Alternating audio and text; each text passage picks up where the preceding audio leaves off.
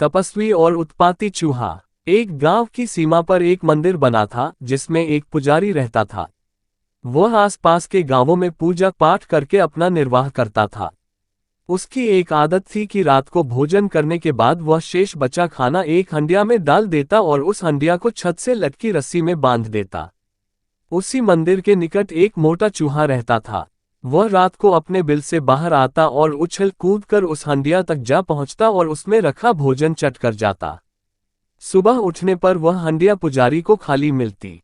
यह अब नित्य का नियम हो गया था। लेकिन पुजारी को बेहद दुख होता। उसे कुछ नहीं सूझता था कि किस प्रकार उस चूहे को वहां से भगाया जाए। एक दिन एक सन्यासी घूमता हुआ उधर आ निकला और रात बिताने के लिए वही मंदिर में पुजारी के साथ ठहर गया। पुजारी अपने आगंतुक की कोई आवभगत न कर सका। उसने बेहद संकोचवश यथास्थिति से उस सन्यासी को अवगत कराया। उस सन्यासी ने उसे चिंता न करने को कहा और एक उपाय सुझाया। उसने कहा कि हमें चूहे का बिल खोजकर उसे ध्वस्त करना होगा। मुझे लगता है चूहे ने वहां काफी भोजन इकट्ठा कर रखा है। यह उस भोजन से उठती खुशबू का ही कमाल है जो वह इतनी ऊंची छलांग लगा लेता है कि हंडिया तक पहुंच जाए।